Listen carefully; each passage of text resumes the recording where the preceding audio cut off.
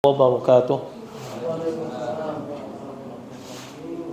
Innal hamdalillah nahmaduhu wa nasta'inuhu wa nastaghfiruh wa na'udzu billahi min shururi anfusina wa min sayyiati a'malina. May yahdihillahu fala mudilla lahu wa may yudlil fala hadiya lahu. Asyhadu an la ilaha illallah wahdahu la syarika lahu wa asyhadu anna Muhammadan abduhu wa rasuluh. فإن أصدق الحديث كتاب الله وخير الهدي هدي محمد صلى الله عليه وسلم وشر الأمور محدثاتها وكل محدثة في الدين بدعة وكل بدعة ضلالة وكل ضلالة في النار أما بعد. Bapak-bapak, ibu-ibu, ikhwan, akhwat yang dimuliakan oleh Allah Subhanahu wa taala. Alhamdulillah, segala puji bagi Allah Subhanahu wa taala dengan limpah nikmat yang begitu besar, di antaranya nikmat iman, nikmat Islam, nikmat kesehatan, sehingga kita semua diberikan kemudahan oleh Allah Subhanahu wa taala untuk bisa berhadir di majelis ilmu. Mudah-mudahan apa yang kita pelajari, apa yang kita tuntut pada sore hari ini mendatangkan keberkahan dari Allah Subhanahu wa taala dan kita semua bisa mengambil manfaat dari apa yang akan disampaikan nantinya. Bapak, Ibu, ikhwan dan akhwat yang dimuliakan oleh Allah Subhanahu wa taala, kita lanjutkan kajian kita tentang syarah kitab Bulughul Maram dari kitab Fiqhul Usrah, fikih keluarga. Wa an Abi Hurairah radhiyallahu taala anhu, anin Nabi sallallahu alaihi wasallam, tunkihul mar'atu li arba'in, limaliha ولحسبها ولجمالها ولدينها فاظفر بذات الدين تربت يدك متفق عليه مع بقية السبعة. Dari Abu Hurairah radhiyallahu taala anhu, dari Nabi sallallahu alaihi wasallam, beliau menyatakan wanita itu dinikahi karena 4 hal. Pertama, karena hartanya. Kedua, karena keturunannya. Ketiga, karena kecantikannya. Keempat, karena agamanya. Maka pilihlah, kata Nabi SAW, wanita yang baik agamanya. Niscaya kamu beruntung. Hadis ini dikeluarkan oleh Imam Bukhari dan Muslim dan bersama 7 imam ahli hadis yang lainnya. Bapak, Ibu, ikhwan dan akhwat yang dimuliakan oleh Allah Subhanahu wa taala, hadis ini menjelaskan kepada kita kalau seseorang hendak menikah, maka hendaklah dia memilih pasangan tersebut karena agamanya. Di dalam hadis yang mulia ini, Nabi SAW menjelaskan kaifiyat kebanyakan orang ketika dia menikah. Maka ketika dia memilih wanita itu tidak akan terlepas dari empat hal ini. Ada orang menikah karena wanita itu cantik, karena dia senang ingin mencari wanita yang cantik, maka dia ingin mengejar cantiknya.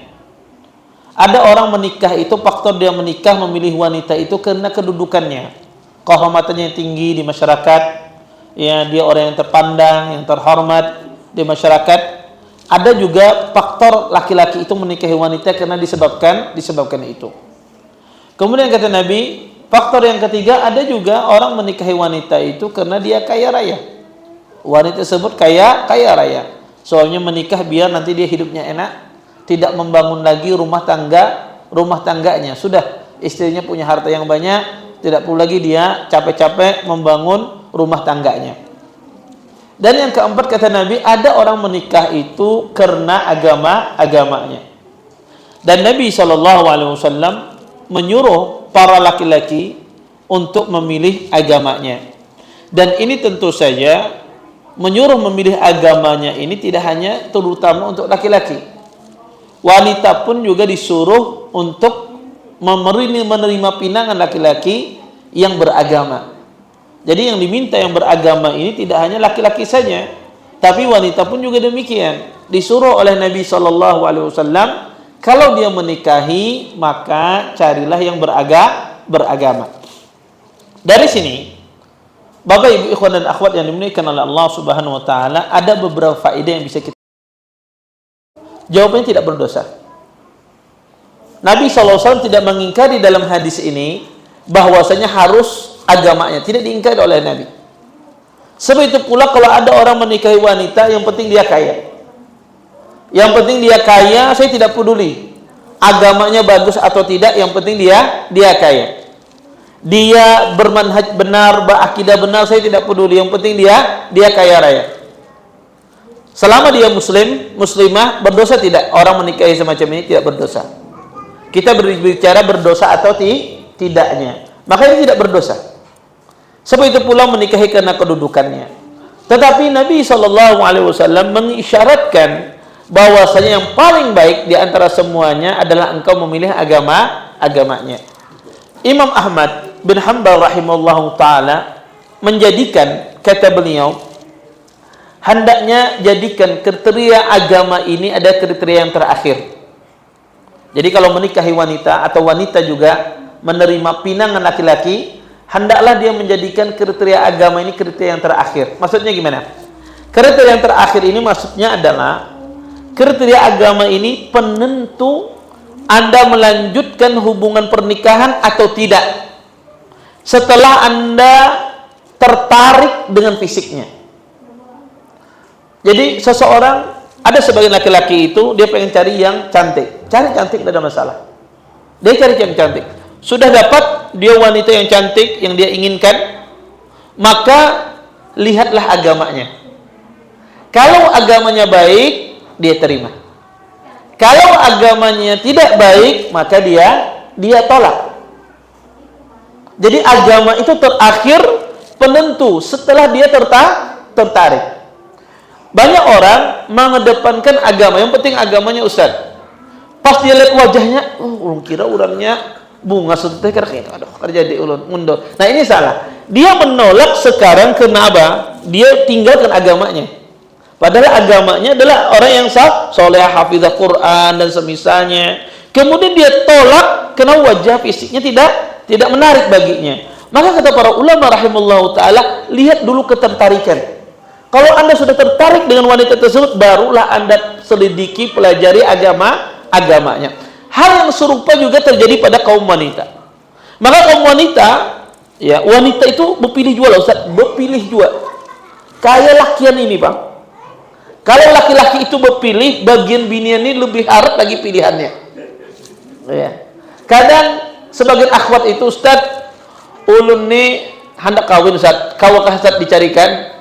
Pokoknya setelah ulun ni kada muluk-muluk napa. Yang penting orangnya soleh dan mapan. Nah ini kali. Soleh dan mapan ini kali. Ada mapan itu pasti ada. Iya. Iya. Maka wanita boleh berpilih, boleh.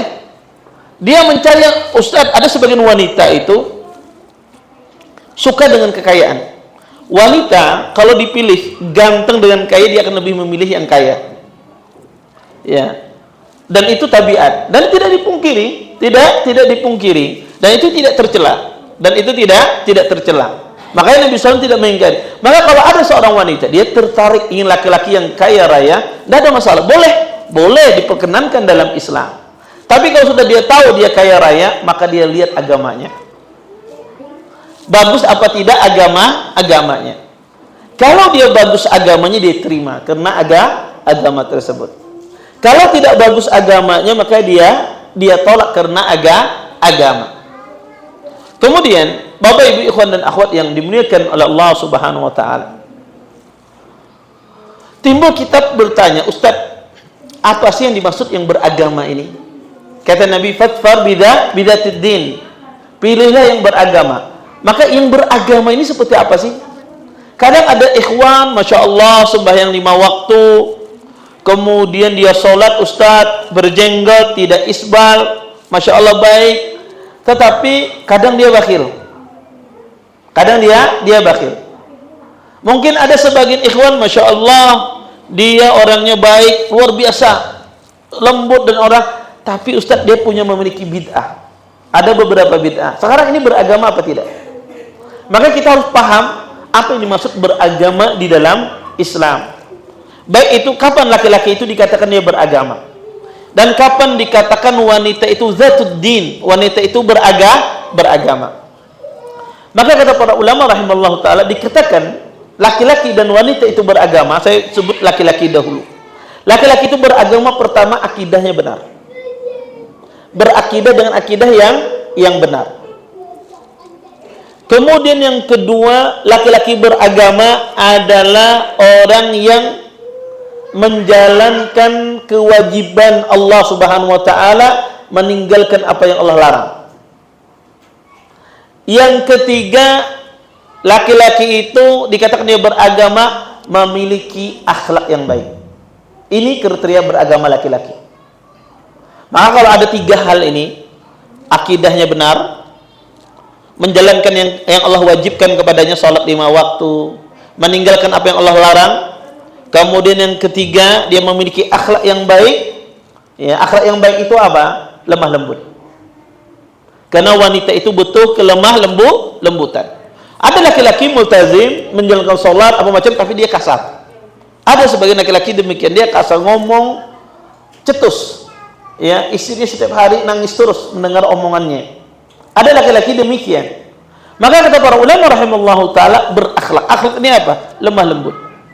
Maka ini kriteria beragama laki-laki. Adapun kriteria beragama perempuan, maka kata para ulama, perempuan itu pertama akidahnya juga benar. Itu perempuan yang salehah, berakidah yang benar. Kemudian yang kedua, dia taat kepada suaminya. Anda mengetahui dia taat kepada suaminya. Yang ketiga, dia penyayang.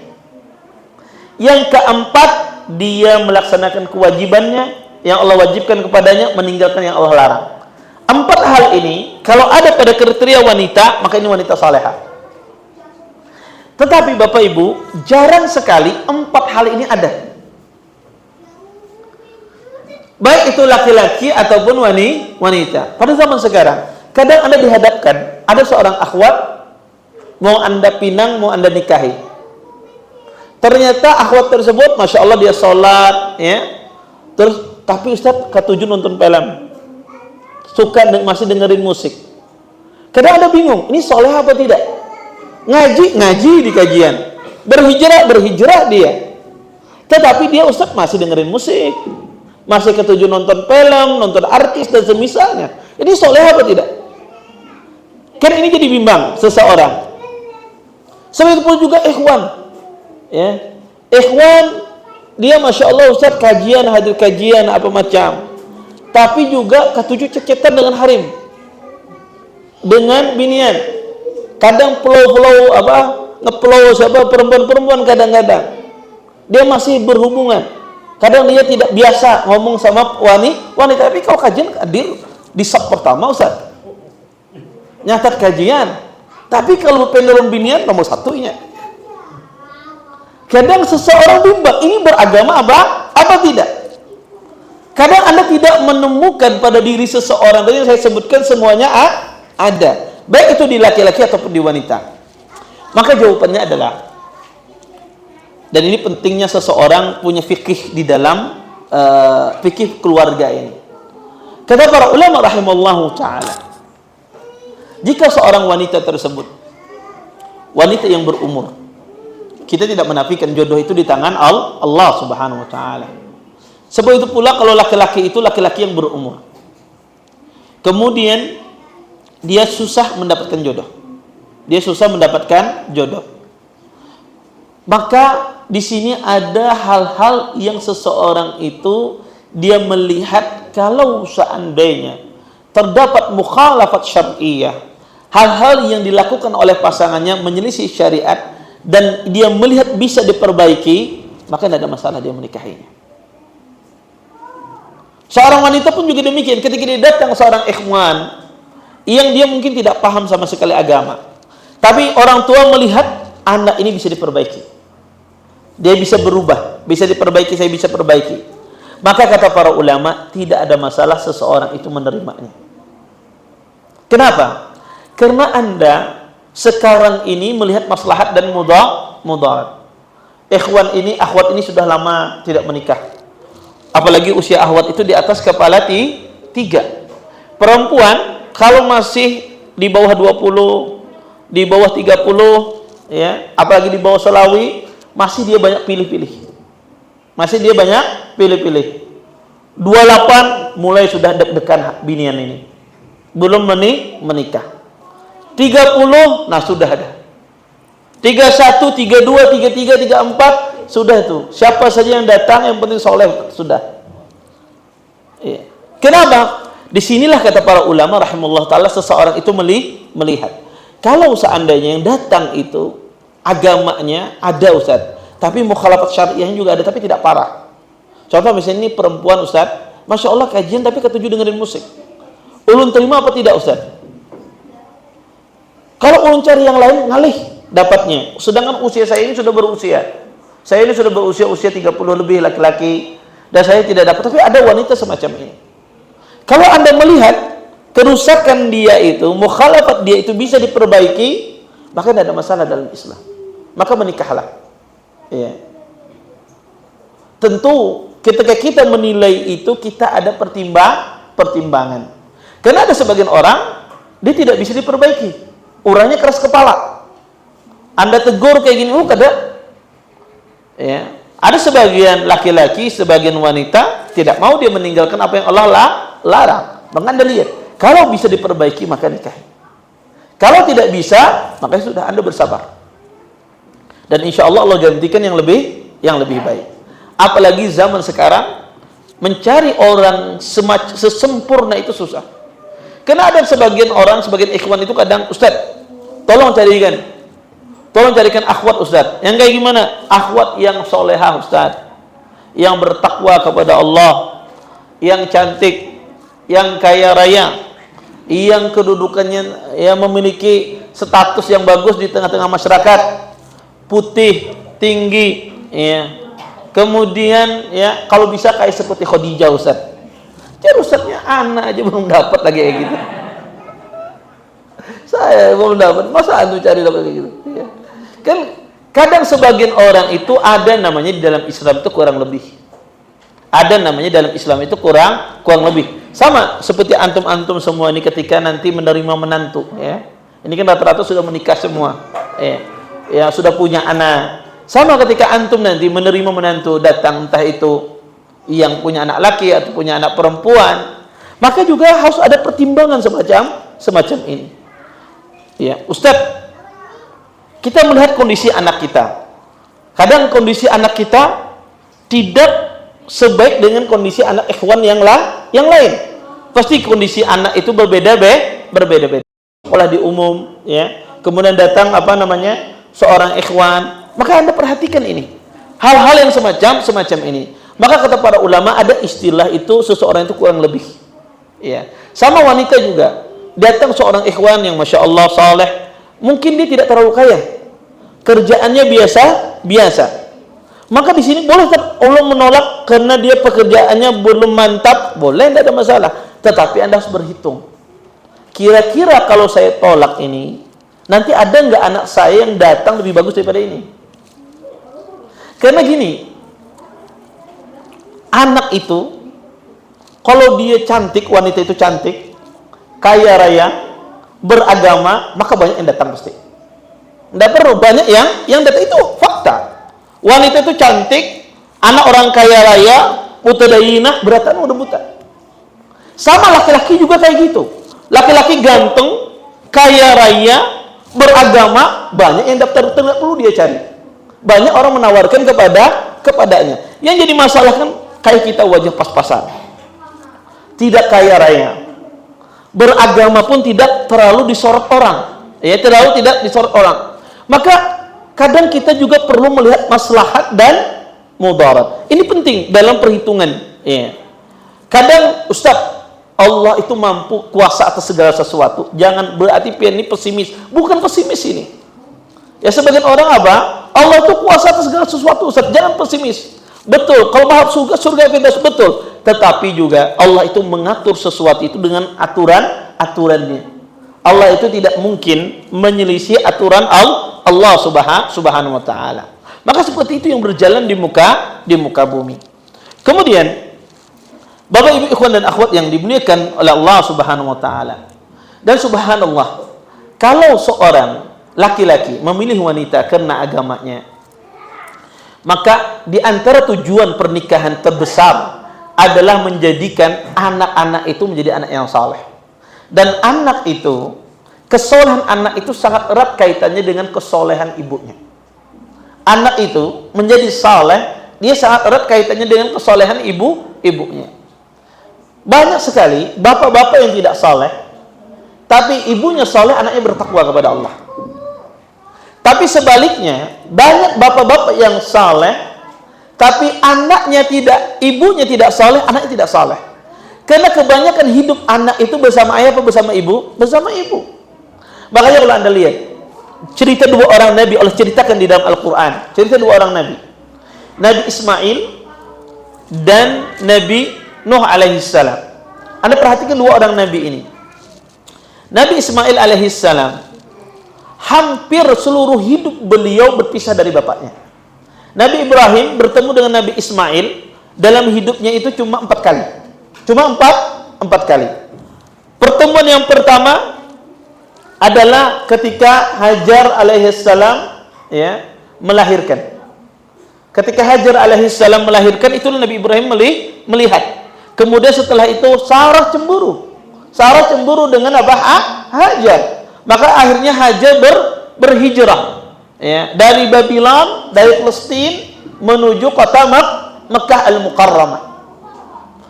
Pertemuan yang kedua ketika Nabi Ismail mau disembelih, ditinggalkan kemudian mau disembelih. Pertemuan ketiga ketika Nabi Ibrahim punya istri.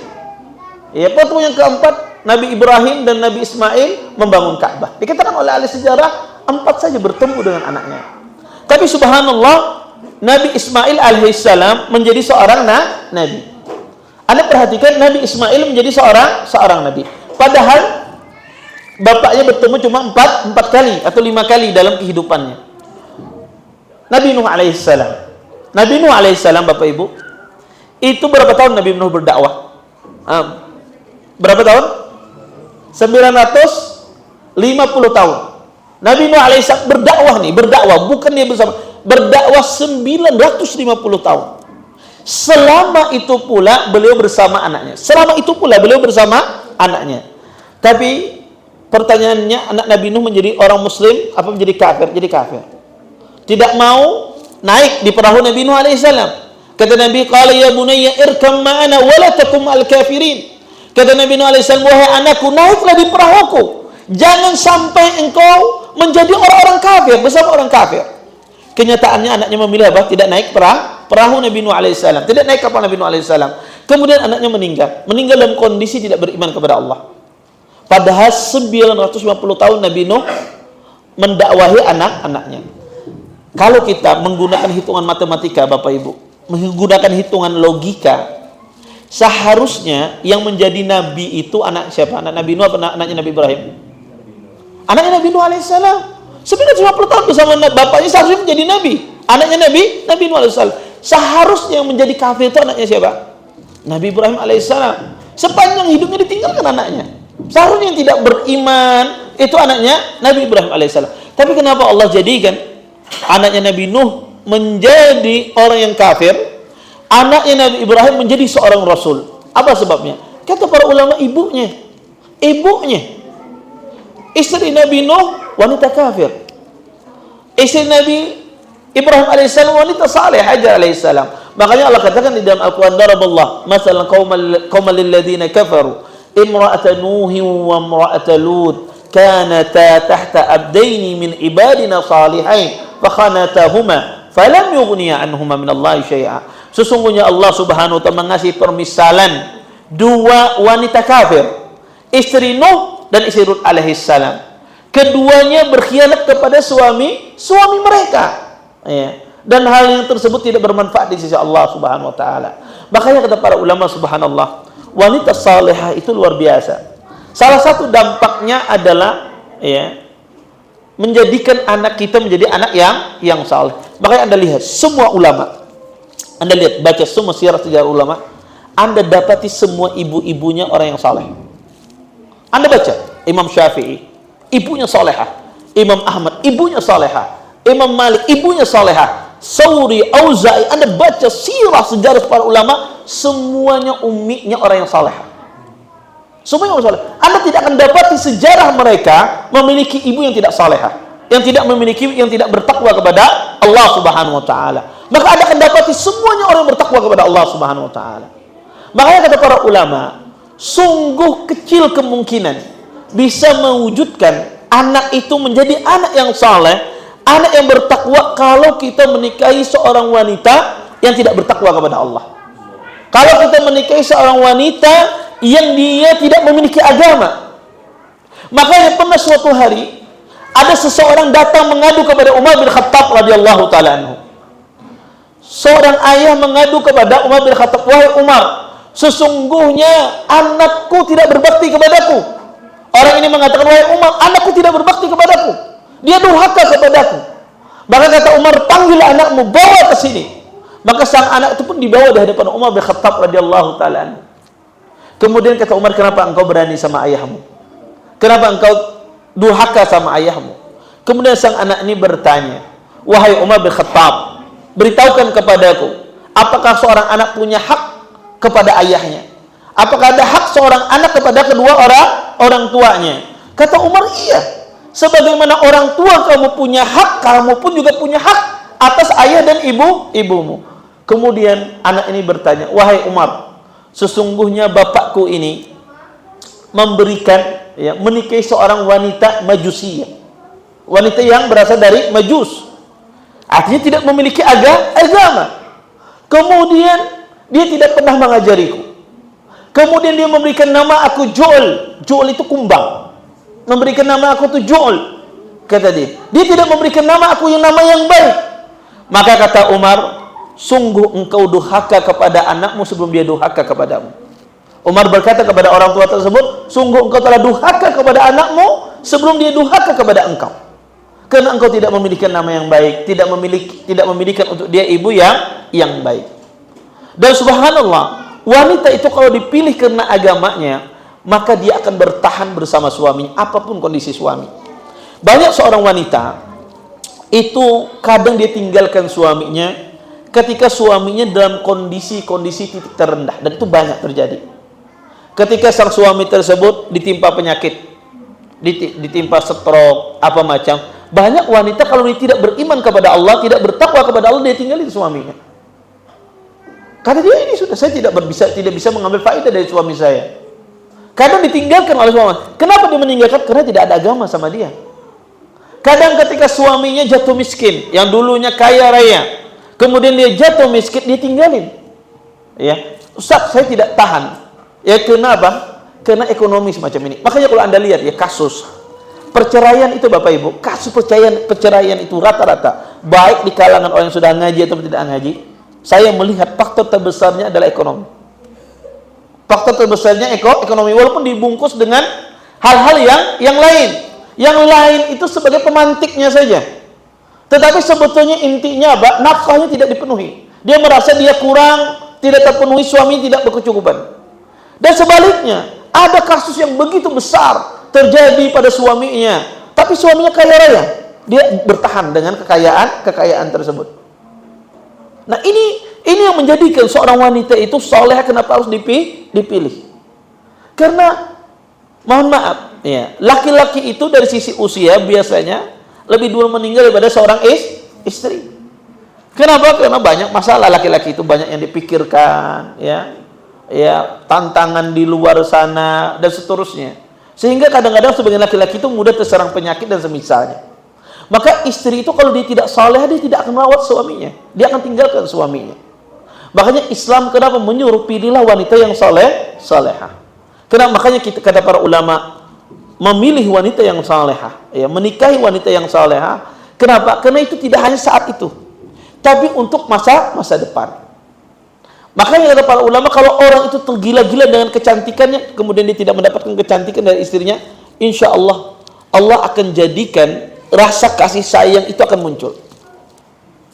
Karena dalam kehidupan berumah tangga itu, cinta dalam kehidupan rumah tangga itu, ya, orang ya mencintai sesama pasangan itu sedikit. Seorang yang nikahi wanita atau wanita menikahi laki-laki karena akibat cinta itu setelah berumah tangga itu sedikit.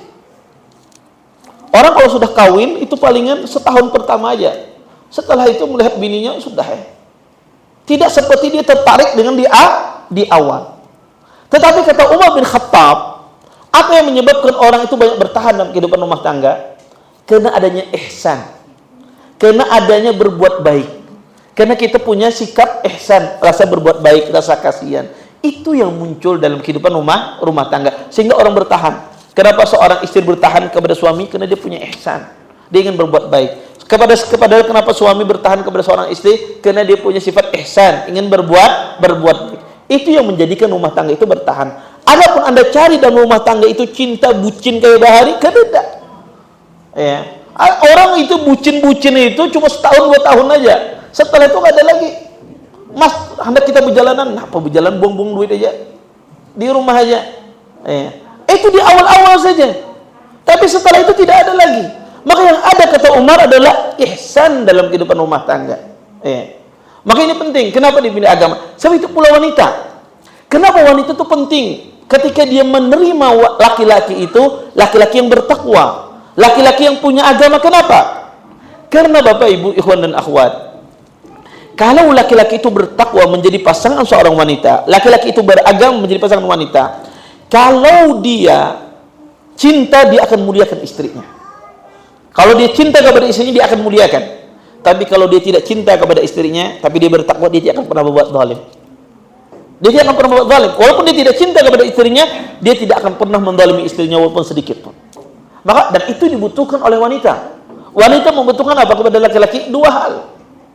Pertama apa? Wanita suka dengan laki-laki yang lembut. Laki-laki yang lembut. Yang kedua, wanita suka secara umum laki-laki yang mapan. Maka ini yang disenangi oleh kaum wanita. Salah satu sifat ini. Kemudian, Bapak Ibu ikhwan dan akhwat yang dimuliakan oleh Allah Subhanahu wa taala. Di antara faedah juga Bapak Ibu dari hadis yang mulia ini, bahwasanya kata para ulama rahimallahu taala, kriteria yang paling tinggi dalam memilih seorang istri adalah kriteria agama. Tidak ada yang bisa mengalahkan kriteria agama. Tetapi kata para ulama rahimallahu taala, jangan sampai juga kalau ada sebagian orang itu menggebu-gebu karena kecantikannya. Ada sebagian laki-laki subhanallah, dia tidak bisa kecuali mencari wanita yang cantik. Ada sebagian laki-laki demikian. Kalau ada orang menggebu-gebu semacam ini, kata para ulama, maka cari yang cantik. Jangan sampai nanti dia mencari agama kemudian tidak cantik, dan sedangkan itu yang dia cari betul, dia akan berbuat zalim. Dia akan berbuat zalim kepada istri. Seperti pula wanita. Kalau seandainya dia betul-betul mencari seorang wanita laki-laki yang kaya raya, cari, tidak ada masalah. Jangan sampai dia menerima laki-laki yang saleh, yang bertakwa, kemudian dia zalim kepada dia. Kenapa? Karena dia merasa kebutuhannya tidak dipenuhi. Tapi kalau seandainya orang itu, kata para ulama, tidak menggebu-gebu dalam hal, karena ada sebagian orang itu pokoknya yang penting laki-laki sudah bertakwa. Ada sebagian laki-laki yang penting binian bertakwa sudah. Maka cari yang bertakwa kepada Allah Subhanahu wa taala. Baik. Bapak Ibu ikhwan dan akhwat yang dimuliakan oleh Allah Subhanahu wa taala, kita lanjutkan hadis yang kedua. Wa anhu anna nabiyya sallallahu alaihi wasallam kana idza rafa insanan idza tazawwaja qala barakallahu laka wa baraka alaik wa jama'a bainakuma fi khair. Rawahu Ahmad wal arba'ah wa sahhahu at-Tirmidzi wa Ibnu Khuzaimah wa Ibnu Hibban. Dari Abu Hurairah radhiyallahu taala anhu, bahwasanya Nabi sallallahu alaihi wasallam memberikan ucapan selamat kepada seseorang yang baru menikah dengan ucapan barakallahu lak wa baraka alaik wa jama bainakuma fi khair. Semoga Allah memberi berkah kepadamu dan atas terhadapmu, serta semoga Dia mengumpulkan kalian berdua di dalam kebaikan. Hadis ini dikeluarkan oleh Imam Ahmad, 4 imam ahli hadis, dan disahihkan oleh Imam Tirmidzi, Ibnu Khuzaimah, serta Ibnu Hibban.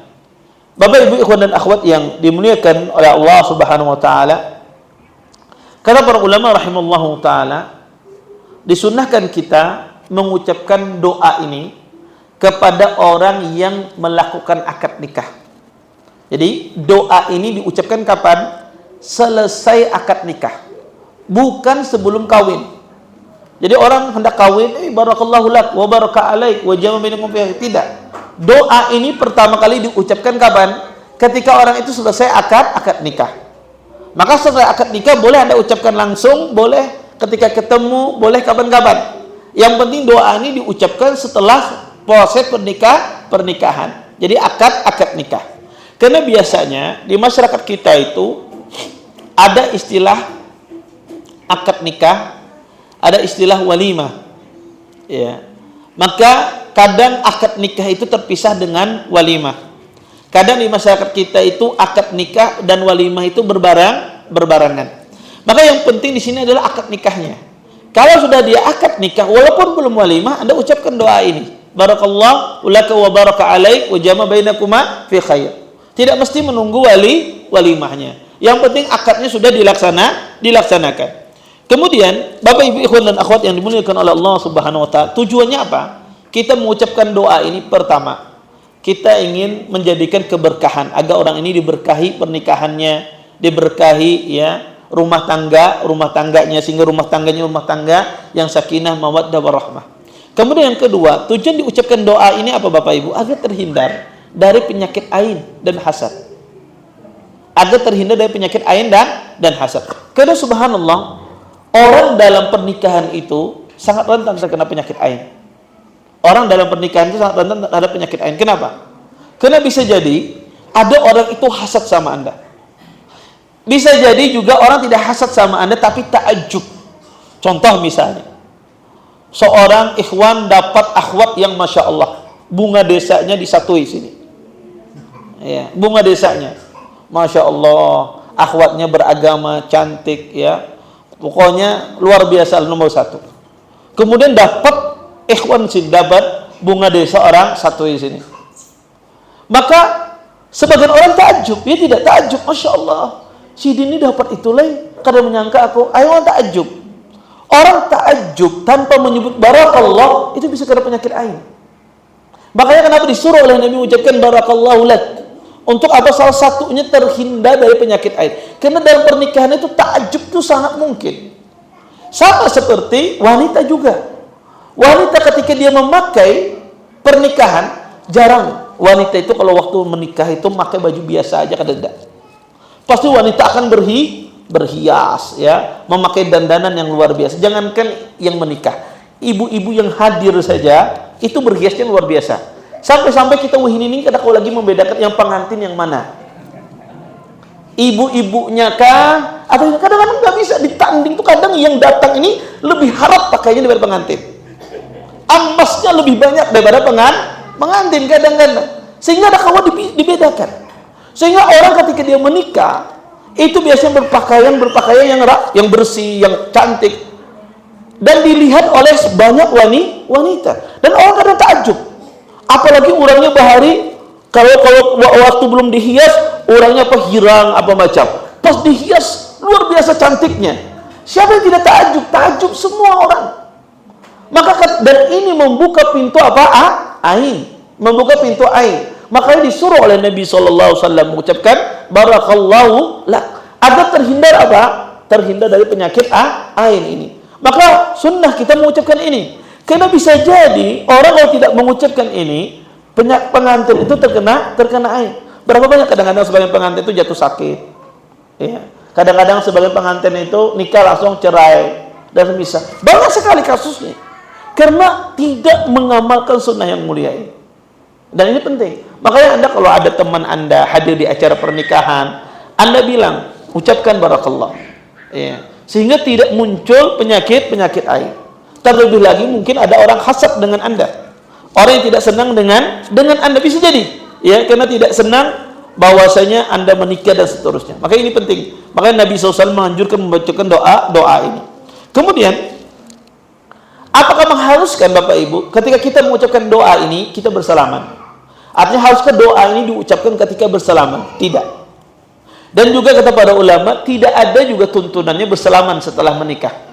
Jadi orang ucapkan doa ini saja. Tidak ada tuntunannya dia bersalaman, ya, mengucapkan, tidak ada. Tapi kalau hendak bersalaman, Ustaz, boleh tidak? Boleh, tidak ada masalah. Tapi itu bukan sunnah, itu kebiasaan saja, kebiasaan di masyarakat kita. Bersalaman ketika orang itu selesai melaksanakan akad nikah. Kemudian, Bapak Ibu ikhwan dan akhwat yang dimuliakan oleh Allah Subhanahu wa taala. Kata para ulama rahimallahu taala, doa ini tentu saja ketika kita mengatakan barakallahu lak wa baraka alaik wa jama bainakuma fi khair. Kata para ulama rahimallahu taala, doa ini mencakup keberkahan akhirat dan keberkahan dunia. Dan dari sini kata para ulama, boleh mendoakan seseorang itu keberkahan pada dunianya. Maka tidak dilarang kita mendoakan keberkahan pada dunia seseorang. Misalnya ada orang mendapatkan harta yang banyak, Anda katakan mudah-mudahan harta antum diberkahi oleh Allah. Anda lihat ada orang makan dengan makanan yang enak, mobil yang bagus, mudah-mudahan mobil antum diberkahi oleh Allah. Boleh kita mendoakan keberkahan pada dunia? Boleh. Maka kata para ulama tidak dilarang kalau kita mendoakan orang itu diberkahi pada kehidupan dunianya. Kemudian Bapak Ibu ikhwan dan akhwat yang dimuliakan oleh Allah Subhanahu wa taala, dan kata para ulama rahimallahu taala, doa itu ya adalah sesuatu silahul mukmin, senjata seorang mukmin. Ketika ada saudaranya mendoakan barakallahu lak wa baraka alaik, bisa jadi Allah istijabah, Allah kabulkan doanya. Makanya kenapa di dalam pernikahan itu diumumkan a'linun nikah, kata Nabi. Umumkan pernikahan di dalam pernikahan. Kenapa? Nabi SAW mengumumkan demikian. Karena Bapak Ibu ikhwan dan akhwat yang dimuliakan oleh Allah Subhanahu wa taala, kata para ulama rahimallahu taala, semakin banyak orang datang di dalam pernikahan Anda, maka semakin banyak orang mendoakan. Dan semakin banyak pula doa itu kemungkinan mustajab. Kalau seseorang tidak mengumumkan pernikahannya, maka itu menimbulkan apa? Orang yang tidak datang. Banyak yang tidak datang dan banyak tidak mendoakan. Padahal manusia itu butuh doa saudaranya. Siapa tahu saudaranya itu apa? Ya, doanya mustajab. Maka keliru orang kalau mau nikah, ya, tidak berundangan. Dan biasanya orang kadang berundangan tuh kalau nikah yang kedua. Nikah yang pertama berundangan, nikah yang kedua kadang mau sembunyi-sembunyi. Ini tidak tepat sebetulnya. Ini kurang tepat. Walaupun saya katakan tidak salah, ya. Mungkin ada kondisi tertentu, tetapi butuh manusia itu didoakan. Ya, siapa tahu doa mustajab, ya. Kemudian Bapak Ibu ikhwan dan akhwat yang dimuliakan oleh Allah Subhanahu wa taala, kita lanjutkan hadis berikutnya. Wa an Abdullah bin Mas'ud radhiyallahu taala anhu, qala allamana Rasulullah sallallahu alaihi wasallam at-tashahhuda fil hajah. Innal hamdalillah nahmaduhu wa nasta'inuhu wa nastaghfiruh wa na'udzu billahi min shururi anfusina may yahdihillahu fala mudilla lahu wa may yudlil fala hadiya lahu wa asyhadu an la ilaha illallah wa asyhadu anna Muhammadan abduhu wa rasuluh wa yaqra'u salasa ayat rawahu Ahmad wal arba'ah wa hassanahu at-Tirmidzi wal Hakim. Dari Abdullah bin Mas'ud radhiyallahu taala anhu, beliau mengatakan Rasulullah sallallahu alaihi wasallam mengajarkan kami bacaan khutbah hajat, yaitu doa khutbah hajat, innal hamdalillah nahmaduhu wa nasta'inuhu wa nastaghfiruh wa na'udzu billahi min shururi anfusina may yahdihillahu fala mudilla lahu wa may yudlil fala hadiya lahu wa asyhadu an la ilaha illallah wa asyhadu anna Muhammadan abduhu wa rasuluh, yang artinya segala puji bagi Allah, hanya kepadanya kami memuji, meminta tolong dan meminta ampun, dan kami berlindung kepada Allah dari segala keburukan diri kami.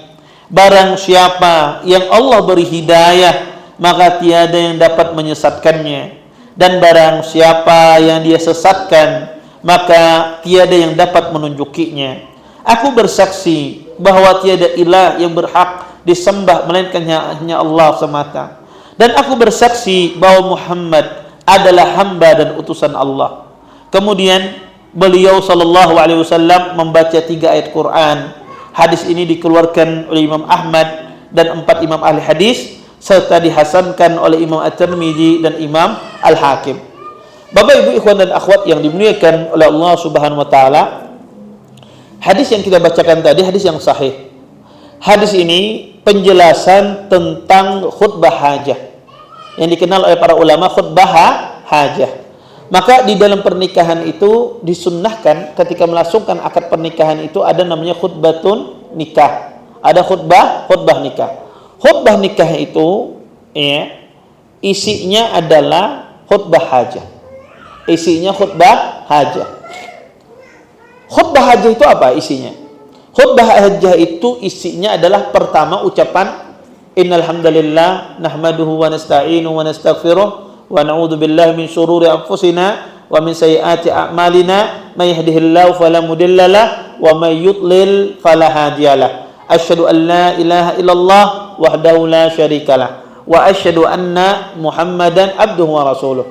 Fa inna asdaqal hadits kitabullah wa khairul hadi hadi Muhammadin sallallahu alaihi wasallam wa syarrul umuri muhdatsatuha wa kullu muhdatsatin fid dini bid'ah wa kullu bid'atin dhalalah. Kemudian baca 3 ayat. Apa 3 ayat tersebut? Pertama, kita membaca ya ayyuhalladzina amanu taqullaha haqqa tuqatih wa la tamutunna illa wa antum muslimun. Kemudian kita membaca ya ayyuhan nasu taqu rabbakumul ladzi khalaqakum min nafsin wahidah wa khalaqa minha zawjaha wa bassa minhuma rijalan katsiran wa nisaa'a wattaqullaha alladzi tasaaluna bihi wal arham innallaha kana 'alaikum raqiba. Kemudian kita membaca ayat terakhir ya ayyuhalladzina amanu taqullaha wa qulu qawlan sadida yuslih lakum a'malakum wa yaghfir lakum dzunubakum wa may yuti'illaha wa rasulahu faqad faza fawzan 'azima. Maka inilah yang disebut dengan khutbah hajah atau khutbah nikah. Pertama, dia membaca ayat di dalam surah Ali Imran ayat 102. Yang kedua, dia membaca ayat di dalam surah An-Nisa ayat 70 sampai 71. Kemudian yang ketiga, dia membaca ayat di dalam surah Al-Ahzab yaitu dia membaca ketiga ayat surah Al-Ahzab ayat 70 sampai 71. Adapun surah An-Nisa tadi ayat yang pertama. Jadi dalam surah An-Nisa ayat pertama dan surah Al-Ahzab tadi ayat 70 sampai 71. Maka itu yang dibaca. Dan ini yang disebut dengan khutbah nikah. Dan ini saja. Jadi khutbah nikah itu Bapak Ibu tidak panjang-panjang. Sering sekali dalam masalah khutbah nikah itu sering sekali disebutkan hadis-hadis palsu. Ya. Saya kalau dengar ya orang sering mengawinkan dengan khutbah nikah, sering dibaca ada bacaan tertentu baca kitab itu 99,99% hadisnya palsu dan tidak ada asalnya. Ya. Ya. Maka itu hadisnya yang sahih pengen 1-2 dia baca ya 15 hadis kadang 10 hadis itu semua palsu semua. Jadi sebetulnya khutbah nikah itu yang dibaca ini saja. Yang dibaca sunnahnya ini saja. Yang lain tidak ada. Dan siapapun bisa melakukan khutbah nikah. Jadi tidak mesti ustaz. Siapapun bisa dia mengucapkan khutbah nikah ini. Nah, tetapi di masyarakat kita ada istilahnya nasihat pernikahan. Ya, biasanya ada kadang wejangan nasihat. Nah, sebetulnya nasihat pernikahan ini sunnah apa tidak Ustaz? Sebetulnya tidak ada sunnahnya. Jadi Nabi SAW ketika menikahkan para sahabiat menikah itu tidak ada nasihat pernikahan. Tidak ada. Jadi nasihat pernikahan ini kalau ditanya dia sunnah apa tidak? Tidak ada sunnahnya. Tapi boleh tidak dilakukan? Jawabannya boleh. Jawabannya boleh. Kenapa? Karena pertama tidak ada dalil yang melarang. Kemudian yang kedua, bisa jadi nasihat pernikahan itu bermanfaat karena berkumpulnya orang. Kadang sebagian orang itu tidak bisa dikumpulkan kecuali dalam pernikahan. Kadang Anda tidak pernah ketemu orang kecuali waktu nikahan. Di masjid kada pernah melihat antum, pas di walimahan ada terus sidin. Kan ada orang demikian. Antum di mana-mana kada pernah ketemu, pas di walimahan ketemu terus sidin. Ya. Ada orang demikian. Kadang butuh diberikan nasihat, ya nasihat pernikahan. Maka kata para ulama rahimahullahu taala, nasihat pernikahan itu boleh, tetapi dia tidak sunnah. Tak bisa jadi dia bermanfaat, apalagi pada zaman sekarang. Dan diusahakan nasihat pernikahan itu setelah selesai rangkaian nikah. Jadi makanya nasihat pernikahan itu hendaknya dijadikan paling terakhir.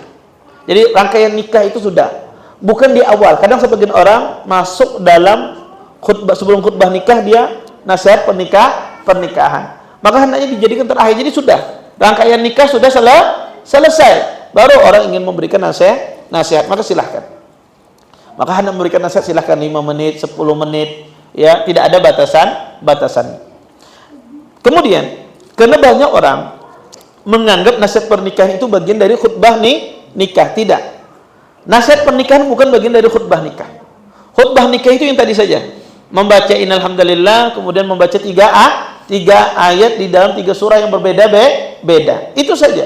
Adapun nasihat pernikahan bukan bagian dari rangkaian khutbah nikah. Kemudian, Bapak Ibu ikhwan dan akhwat yang dimuliakan oleh Allah Subhanahu wa taala. Di antara faedah juga dari hadis yang mulia ini bahwasanya Nabi SAW setiap beliau memulai perkara, Nabi menyampaikan khutbah. Dan ini pentingnya khutbah itu disampaikan. Dan ini juga penting khutbah itu kalau disampaikan oleh orang yang ahli khutbah. Karena orang yang ahli khutbah dalam menyampaikan sesuatu berbeda dengan orang yang tidak pandai khutbah. Makanya dipilih khatib itu adalah yang mu'athir, yang berpengaruh terhadap penyampaian dia. Apalagi di tempat-tempat berkumpulnya banyak orang. Makanya kalau Anda perhatikan Nabi SAW ketika beliau berkhutbah di waktu Jumat, bagaimana khutbah Nabi? Kata sahabat, ka'annahu munzirul jais. Nabi itu seperti seorang meringatkan pasukannya kalau di belakang itu ada musuh. Artinya berapi-api Nabi itu ketika berkhutbah. Bahkan disebutkan oleh sahabat, ihmarat ainah, mata Nabi itu menjadi merah ketika beliau berkhutbah. Kenapa? Kalau khutbah itu khatib itu matanya merah, suaranya lantang, yang guring kedua nih guring di muka itu. Antum lihat khutbah Jumat itu banyak guring di muka itu apa? Khatibnya kadang kedengaran. Orang itu hanya melihat khatibnya langsung guring dah. Apalagi khutbah Jumat. Tapi kalau suara khatib itu lantang, itu tidak ada yang berani guring. Ya, tidak ada yang berani guring. Apalagi khatibnya nunjuk, yang guring bangun ya khatibnya. Itu seumur hidup kedua lagi guring di khutbah Jumat. Ya. Maka Bapak Ibu ikhwan dan akhwat yang dimuliakan oleh Allah Subhanahu wa taala, Nabi SAW dimulai, ya, setiap beliau memulai sesuatu Nabi itu khutbah. Kenapa? Karena khutbah itu memiliki pengaruh pada diri seseorang. Makanya Anda lihat banyak sekali orang itu dapat hidayah karena khutbah. Banyak orang itu dapat hidayah itu dari khutbah yang ada. Bahkan sebagian kita kadang dapat hidayah itu ketika mendengarkan khutbah. Karena itu pentingnya khutbah. Makanya Nabi dalam suatu perkara beliau memulai dengan khutbah. Kemudian Bapak Ibu ikhwan dan akhwat yang dimuliakan oleh Allah Subhanahu wa taala, dan etika dalam berkhutbah kata para ulama rahimallahu taala adalah memuji Allah Subhanahu wa taala. Seorang memuji Allah kemudian meminta pertolongan kepada Allah Subhanahu wa taala. Kemudian kata para ulama rahimallahu taala, yang ketiga, bahwasanya manusia meminta kepada Allah Subhanahu wa taala agar dijauhkan pada dirinya keburukan-keburukan. Ya, manusia meminta kepada Allah agar dijauhkan pada dirinya keburukan dan minta kepada Allah agar diberikan hidayah, agar diberikan petunjuk kepada Allah Subhanahu wa taala. Maka ini penting. Seorang muslim meminta kepada Allah dengan permintaan demikian. Kemudian Bapak Ibu ikhwan dan akhwat yang dimuliakan oleh Allah Subhanahu wa taala, apakah khutbah nikah ini kalau tidak disebutkan di dalam pernikahan sah tidak nikahnya? Jadi kalau seandainya ada orang khutbah nikah kemudian dia tidak menyebutkan khutbah nikah. Contoh misalnya, pian menikahkan orang tapi tidak ada khutbah nikahnya. Cuma ijab dan qabul saja. Qabil tu nikahaha bil mahril madzkur. Misalnya, saya terima nikahnya dengan mahar yang telah disebutkan. Tanpa ada khutbah nikah, sah tidak nikah seseorang? Jawabannya sah. Kenapa? Karena khutbah nikah ini hukumnya sunnah. Khutbah nikah di dalam pernikahan itu hukumnya sunnah. Dia tidak mempengaruhi sah atau tidaknya akad pernikahan. Akad pernikahan itu dipengaruhi sah atau tidaknya dengan ijab dan qabul. Kalau tidak ada ijab dan qabul, tidak ada wali, tidak ada saksi, itu berbahaya akad pernikahan. Tapi kalau tidak ada khutbah nikah, maka pernikahan itu sah di dalam Islam. Taib. Bapak Ibu ikhwan dan akhwat yang dimuliakan Allah Subhanahu wa taala, kita ambil satu hadis lagi. Wa an Jabir radhiyallahu taala anhu qala qala Rasulullah sallallahu alaihi wasallam idza khataba ahadukumul mar'ah fa in istata'a ay yanzura minha ila ma yad'uhu ila nikahiha falyaf'al. Rawahu Ahmad wa Abu Dawud wa rijalu thiqat wa sahahu al-Hakim. Dari Jabir radhiyallahu taala anhu, beliau menuturkan Rasulullah sallallahu alaihi wasallam bersabda, apabila salah seorang dari kalian meminang seorang wanita selama dia dapat melihat sesuatu yang dapat membuat dirinya tertarik untuk menikahi wanita itu, maka lakukanlah. Hadis ini dikeluarkan oleh Imam Ahmad dan Abu Dawud dan para perawinya thiqah, dan ia disahihkan oleh Imam Hakim. Walau syahidun inda Tirmidzi wan Nasa'i anil Mughirah. Hadis ini mempunyai beberapa syahid penguat di dalam riwayat At-Tirmidzi dan Nasa'i dan Al-Mughirah. Wa inda Ibnu Majah wa Ibnu Hibban min hadis Muhammad ibn Maslamah. Dan dalam riwayat Ibnu Majah dan Ibnu Hibban dari hadis Muhammad bin Maslamah. Wa li Muslim an Abi Hurairah radhiyallahu ta'ala anhu anna an-nabiyya sallallahu alaihi wasallam qala li rajulin tazawwaja imra'atan anadharta ilaiha qala la qala idhhab fanzur ilaiha.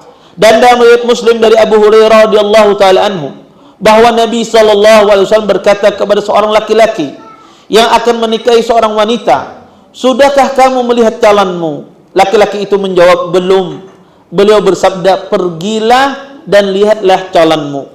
Bapak Ibu ikhwan dan akhwat yang dimuliakan oleh Allah Subhanahu wa taala, hadis yang mulia ini menjelaskan kepada kita tentang masalah nazar. Tentang masalah nazar. Maka nazar itu merupakan sunnah di dalam seorang hendak menikahi seorang wanita. Maka nazar itu artinya adalah melihat, memandang calon wanita yang ingin dinikahi, calon wanita yang ingin dilamar. Maka nazar itu datang sebelum khitbah. Boleh juga nazar itu setelah khitbah. Maka kata para ulama rahimallahu ta'ala, menazar itu ada dua cara. Pertama, nazar itu kita melihat langsung wanita tersebut, kita lihat. Ya. Yang kedua, nazar itu kita mengutus seseorang, ibu kita, adik perempuan kita, saudari kita, bibi kita, untuk melihat wanita tersebut. Maka nazar itu dengan dua cara. Pada zaman sekarang ini ada permasalahan. Boleh tidak nazar lewat foto? Boleh tidak seorang nazar itu lewat foto? Kadang sebagian orang zaman sekarang, Ustadz, akhwatnya jauh di seberang pulau sana. Kalau ulun hendak ke sana ongkos pulang. Ya, belum tentu jadi. Ya, maka boleh nggak nazar lewat foto? Ulama khilaf nazar lewat foto ini. Terjadi khilaf di kalangan para ulama. Pendapat yang paling kuat dalam masalah ini, asalnya tidak boleh. Nazar lewat foto ini asalnya tidak boleh. Kenapa? Ada beberapa sebab. Sebab yang pertama, bisa jadi foto tersebut disalahgunakan. Ketika orang itu nazar kemudian tidak jadi, maka foto itu kan ada pada laki-laki tersebut. Ustadz, sekarang ada sistem sekali kirim lihat sudah hilang. Orang zaman sekarang canggih, kirim di fotonya dengan HP yang lain, tersimpan di HP yang lain. Maka itu tidak benar. Ya. Zaman sekarang itu begitu canggih. Itu yang pertama, mafsadatnya. Yang kedua, kadang di foto itu tidak sesuai dengan hakikatnya. Kadang di foto itu mungkin kada bagus sekali, orangnya cantiknya luar biasa. Kadang di foto, masya Allah, pas dilihat luar biasa. Kadang kata para ulama banyak tertipu, ya, banyak tertipu. Maka wallahu alam. Tapi kata para ulama, sebagian ulama membolehkan kalau ada hajat massa. Contoh misalnya, Anda tidak memungkinkan datangi dia, tidak memungkinkan. Misalnya Anda di satu sini, bini Anda, calon istri Anda orang Madinah. Kadang memungkinkan, umrah di sana kadang memungkinkan. Ini kata para ulama kondisi yang tidak memungkinkan. Ini yang dikatakan oleh para ulama wasilahnya pakai foto. Tapi kalau memungkinkan Anda mendatanginya, maka tidak ada masalah. Seseorang mendatanginya. Maka pada asalnya melihat dengan foto itu tidak dianjurkan. Ahlul ilm melarangnya karena terdapat kerusakan dan bisa tadi tidak menutup pintu ain dan seterusnya. Kemudian di antara permasalahan nazar, Bapak Ibu, nazar itu apakah harus sepengetahuan wanita? Maka kata para ulama, nazar itu boleh pengetahuan wanita. Kalau sepengetahuan wanita tidak ada masalah. Kalau tidak sepengetahuan wanita, bolehlah saya nazar. Misalnya akhwat itu tidak tahu saya nazar, boleh tidak? Kata para ulama boleh dengan syarat kalau Anda meminang itu pasti diterima. Kalau Anda meminang pasti kada diterima, kada boleh nazar diam-diam. Jadi kalau ada orang beristilah naik ke rumahnya, ya, hendak nazar serta ulun pemacam, Anda jelas kalau meminang ditolak orang, nggak boleh nazar. Jadi nazar dengan sembunyi-sembunyi itu yang dilakukan oleh sahabat Jabir bin Abdullah, beliau nazar sembunyi-sembunyi. Jabir bin Abdullah, apa yang beliau lakukan? Beliau nazar sembunyi-sembunyi itu karena pasti diterima. Kemungkinan besar diterima. Kalau kita ini nazar, kemungkinan besar tidak diterima oleh orang tua tersebut, tidak boleh karena tidak halal itu. Itu tidak halal. Ya. Maka ini banyak orang salah paham. Kata papa, aku hendak nazar, setiap hari nazar binian terus. Aku hendak kawin, ya dia nazar setiap hari. Maka tidak boleh nazar itu. Nazar itu perempuan tidak tahu keluarganya, dengan syarat kalau Anda melamar, Anda diterima. Kan kita bisa menerka. Kalau kita datang ke keluarga ini, insya Allah diterima. Keyakinan kuat. Iya. Kemudian, Bapak Ibu ikhwan dan akhwat yang dimuliakan Allah Subhanahu wa taala, ketika seseorang menazar seorang akhwat, kata para ulama rahimallahu taala, haruskah akhwat itu dia berhias? Seperti itu pula seorang ikhwan mau nazar, akhwat ingin nazar ikhwannya. Haruskah dia berhias? Ikhwannya memakai skincare juga ini. Ada skincare lakian yang hirang menjadi putih. Ya. Akhwatnya juga pakai skincare. Tapi boleh tidak dia pakai bedak-bedak ketika dinazar? Para ulama membolehkan para wanita ketika dinazar, ikhwan juga ketika dinazar, memakai sesuatu, ya bedak, skincare dan semisalnya, selama tidak mengeluarkan dari rupa aslinya. Kalau orang tertipu, ya dia misalnya gini, akhwatnya pakai lensa warnanya hijau matanya, kemudian dia pakai make up, sehingga orang kalau lihat bukan bentuk aslinya, maka tidak boleh. Di saat nazar itu tidak boleh. Laki-laki pun juga demikian. Tidak boleh ketika di saat nazar, kalau orang melihat keluar dari wajah aslinya, maka tidak boleh. Berhias boleh, tapi berhias yang tidak mengeluarkan apa? Dari wajah aslinya. Maka itu diperbolehkan. Ya. Maka ketika dinazar harus seperti itu adabnya. Kemudian kata para ulama rahimallahu taala, Bapak Ibu ikhwan dan akhwat yang dimuliakan oleh Allah Subhanahu wa taala, ketika seseorang itu nazar, apa sih Ustaz hikmahnya nazar itu? Nazar itu hikmahnya adalah agar seseorang memantapkan pilihannya. Karena bisa jadi orang itu kalau tidak nazar, dia menyesal ketika menikahi seorang akhwat. Karena manusia ini kalau mensifati kadang-kadang berlebih-lebih, kadang-kadang tidak. Ada sebagian orang itu kalau mensifati wanita, Masya Allah, akhwatnya Ustadz kayak seperti orang Eropa. Ya, orangnya Masya Allah, mensifati berlebihan. Ketika dia, sudah dah, saya tidak perlu lagi nazar. Ternyata pas kawin, asli orang Banjar ini. Kada sesuai dengan apa yang disampaikan. Maka ini tidak benar. Ya, maka ini tidak benar. Maka kata para ulama disuruh nazar. Makanya ada seorang wanita datang kepada Nabi, menawarkan diri kepada Nabi sallam. Nabi lihat wanita tersebut.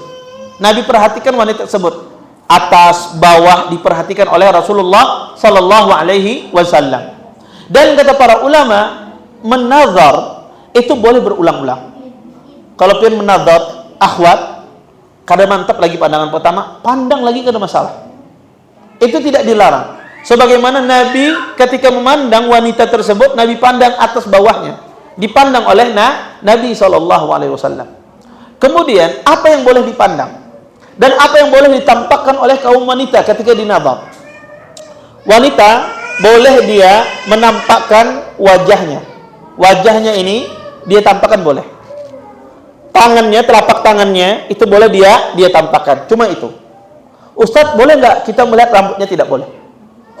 Yang boleh cuma kita melihat wajahnya sama telapak tangannya. Karena wajah dan telapak tangan ini mencerminkan wanita tersebut.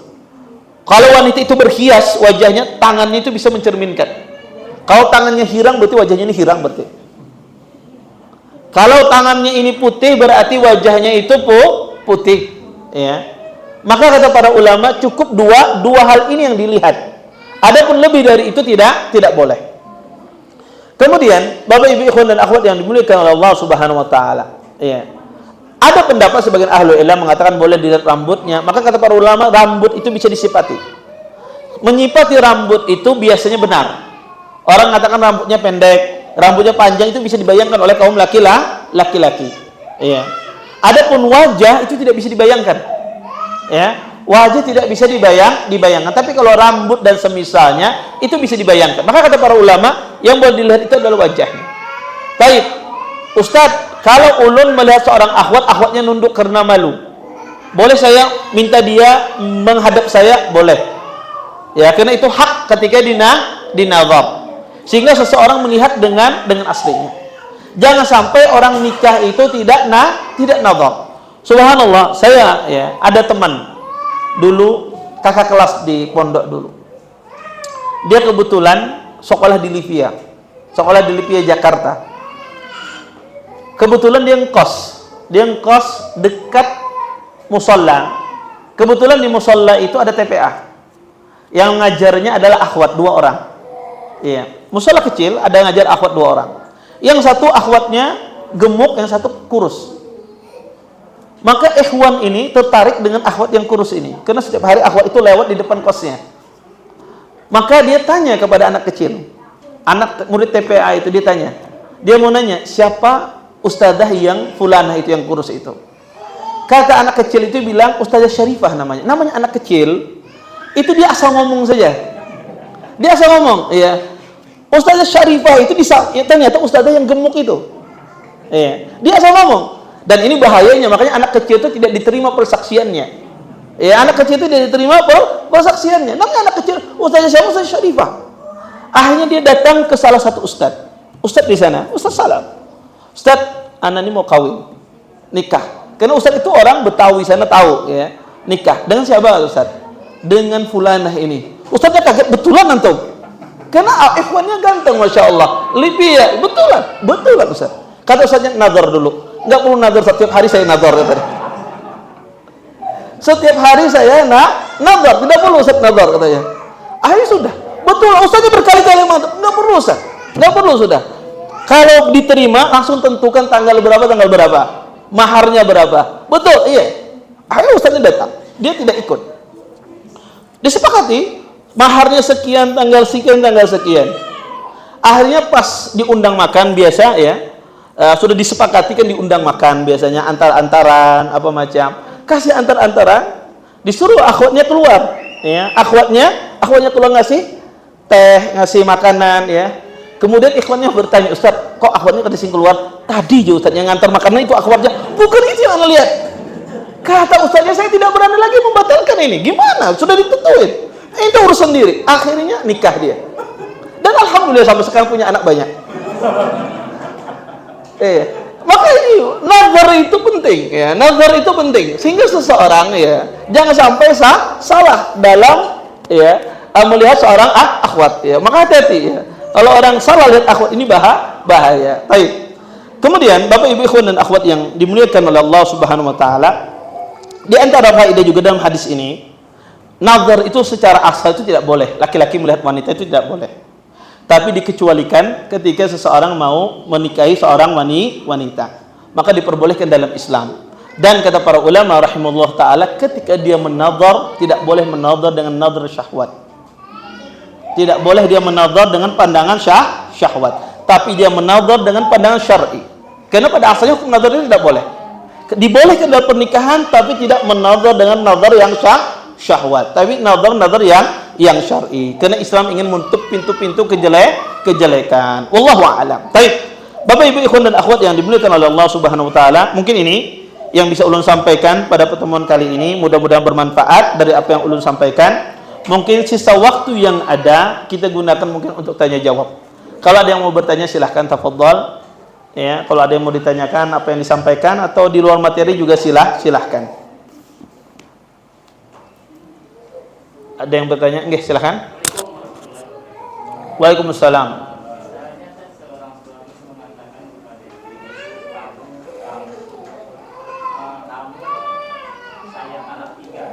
Padahal itu perkataannya utama. Apakah itu sudah jatuh talak 3 atau seperti apa? Terus yang kedua, selagi masa idah perempuan, nafkahnya itu gimana? Masih ditanggung nggak oleh suami? Baik. Waalaikumsalam warahmatullahi wabarakatuh. Seorang wanita kalau dikatakan oleh suaminya, kamu saya talak 3, jatuh 3 apa jatuh 1? Ini masalah khilaf di kalangan para ulama rahimallahu taala. Sebagian ulama memandang bahwasanya talak 3 jatuhnya 1. Karena pada masa Nabi talak 3 itu dihitung 1. Sebagian ahlul ilm memandang talak 3 itu jatuh 3. Talak 3 itu jatuh 3. Maka kalau itu sudah terjadi, lebih baik dibawa ke pengadilan agama. Karena kalau Anda mengambil fatwa salah satu ustadz, maka ini masalahnya adalah masalah memisahkan orang. Masalah memisahkan orang. Walaupun saya pribadi berkeyakinan talak 3 itu jatuh 3. Talak 3 itu jatuh 3. Tapi kalau itu sudah terjadi, maka dibawa ke pengadilan. Hakim memutuskan berapa? Hakim memutuskan. Di Indonesia biasanya diputuskan 1. Di Indonesia biasanya diputuskan 1. Ya, kenapa? Karena ini masalah khilaf. Masalah khilaf di kalangan para ulama. Maka hal-hal yang semacam kayak gini nih, biarkan hakim yang memutuskannya. Biarkan hakim yang memutuskannya. Dan biasanya di Indonesia, kalau ada talak 3, biasanya jatuhnya 1. Ya. Itu yang pertama. Ya. Dan saya sering sekali kalau ditanya tentang masalah Ustaz, saya sudah talak 3, karena saya bawa ke pengadilan. Saya tidak akan berfatwa, karena fatwa kita nanti bisa jadi memisahkan seseorang. Yang memisahkan seseorang yang orang mungkin tidak akan bisa kembali lagi. Ya. Maka bisa jadi dia memandang pendapat yang 1. Ya. Kalau dijelaskan dalil-dalilnya bisa jadi dia mengambil pendapat yang jatuhnya 1. Ya, semacam itu. Kemudian yang kedua, kalau istri itu ditalak di masa iddahnya, kalau talak 1, talak 2 wajib diberi nafkah. Kalau masih talak 1, talak 2 wajib diberi nafkah sampai iddahnya selesai. Jadi wanita kalau dia ditalak, pertama haknya wanita itu tidak boleh dikeluarkan dari rumahnya, dari rumah suaminya. Tidak boleh diusir. Yang kedua, dia harus diberikan nafkah selama masa iddah tersebut. Ya. Kalau masa iddahnya selesai, maka dia keluar, meninggalkan rumah tersebut karena sudah tidak halal lagi. Dan nafkahnya juga terputus. Kenapa wanita itu jangan keluar dari rumahnya ketika ditalak? Dan itu perintah Allah. Karena Allah menginginkan, bisa jadi laki-laki itu berubah pikiran. Ketika sang wanita itu berada di rumah, dia timbul kasihan. Ya Allah, kenapa saya talak istri saya? Timbul penyesalan. Akhirnya dia rujuk. Banyak orang talak itu tidak rujuk. Kenapa Bapak Ibu? Karena wanitanya kabur. Atau wanitanya diusir oleh laki-lakinya. Kalau wanitanya kabur atau diusir dari lakinya, itu biasanya tidak rujuk. Tidak bisa rujuk. Kenapa? Karena orang tidak bisa melihat kebaikan. Kalau di dalam rumah itu ada kebaikan dilihat. Istrinya, dia lihat istrinya, istri lihat suaminya. Walaupun istri yang minta cerai ini, lihat suaminya, dia akan berubah. Dia akan berubah. Ya Allah, ternyata suamiku baik. Suamiku berubah. Timbul rasa cinta itu.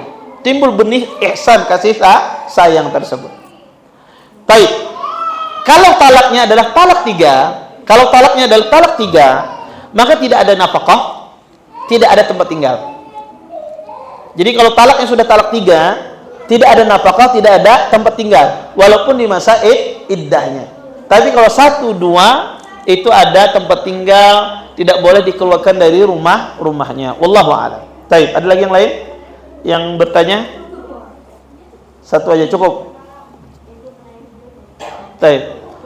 Kalau tidak ada saya tutup ya. Baik, Bapak Ibu ikhwan dan akhwat yang dimuliakan oleh Allah Subhanahu wa taala, mungkin ini ya yang bisa kami sampaikan pada pertemuan kali ini. Mudah-mudahan bermanfaat. Saya tutup dengan doa kafaratul majelis. Subhanakallahumma bihamdika asyhadu an la ilaha illa anta astaghfiruka wa atubu ilaik. Assalamualaikum warahmatullahi wabarakatuh.